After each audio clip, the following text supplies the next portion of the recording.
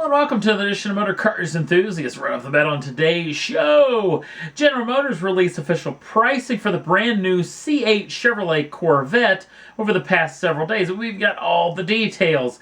Starting pricing is coming in under $60,000 with the 1LT package, which comes for $59,995. What do you get for those monies?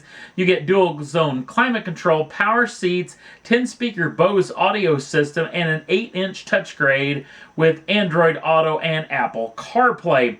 If you do the bump up to the 2LT package, which has a starting price of $67,295, you get heads-up display, heated and cooled seats, along with a 14-speaker audio system, navigation, and General Motors performance data logging system. Now, if you bump all the way up to the 3LT, which has a starting price of $71,945, that gets you the upgraded leather package inside, carbon fiber and suede inserts wherever there is necessary, and the sport seats that we talked about in one of the last episodes. But the real deal is the Z51 package, and erroneously reported, at least by me, it is available in all trim levels, and it's a bargain price. It comes with the upgraded exhaust system, which gives the vehicle an extra 5 horsepower, 5 pounds-feet of torque for the advertised 495 horsepower, 470 pounds-feet of torque. That can be purchased separately for $1,195. You can get the upgraded exhaust system in anywhere up and down the trim level cycle. But for the Z51 package, which is actually only $5,000, and it is the deal of the century because you get limited slip rear differential, you get advanced cooling, and a different rear drive ratio in the rear axle itself. You get advanced aero setups, you get bigger brakes, Michelin Pilot sport tires on all 4 corners, and adaptive dampers on all 4 corners. All for the low price of $5,000, which will give you that under 3 seconds to 60. So, really honestly, if you got the initial package, the 1LT package, and the Z51 packages for $65,000, you're going to be able to annihilate a lot of automobiles to 60 that are out there on public roads. Now, there's a lot more coming out about this machine over the next several days, next several months actually, with a lot of the performance figures. This vehicle is going to be going into production in the back half of this year, the year of 2019, with orders getting into customers' hands possibly in early 2020. So we'll keep you in tune more of what we hear. Now, Monterey Car Week just happened, it just ended up the day before the taping of this particular program, and Bugatti's showing off a brand new limited edition machine. This is the brand new Centodieci. Centodieci is basically Italian for 110, as this harkens back to the old EB 110 that was actually back in the 90s, the supercar from the folks over at Bugatti. But basically, underneath, this is the Bugatti Chiron, with that 8-liter quad turbocharged W16, but it gets a huge power upgrade to 1,600 horsepower and 1,180 pounds-feet of torque, shifted through a 7-speed dual-clutch transmission. The vehicle is obviously all-wheel drive.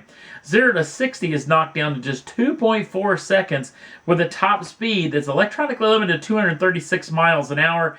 This has a little bit to do with electronic limited. This also has to do with the fixed rear wing out back, which was limiting the actual top speed. And Bugatti's still a little bit afraid of really turning the old Chiron loose. Obviously, a little bit of that deal is in those tires themselves, as nobody has developed a tire that's going to be able to handle that kind of speed. Now, here's the trick.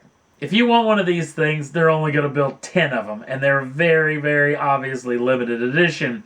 But you're going to have a lot of coin, too. $9 million is the starting price of this machine, and it will be going on sale in the year of 2020.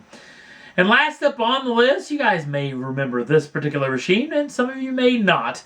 Little fun fact about me, the very, very first DVD player that I ever owned was actually a PlayStation, 2, I think that would have been. And I decided to go buy myself my first ever DVD movie, which I'd never owned one before, so went on down to the store. And of course, being the car guy, I found the film Bullitt. It wasn't the film I was actually looking for. I had no idea actually what I was looking for. but it was the film I've never ever seen it before until I bought that particular DVD. Well, here's the trick. The hero car from that particular film, which the owner of this particular Bullitt Mustang, which is the Bullitt Mustang, the one from the film, the one that you saw Steve McQueen hooning around all over San Francisco, this is the real deal car. This man's father actually bought this out of a back of a magazine back in the early 70s. They've got all the documentation showing that it is the film car, that it is the one used in the movie, including correspondence from one Steve McQueen himself, who was trying to purchase the car from this man's father back in the day.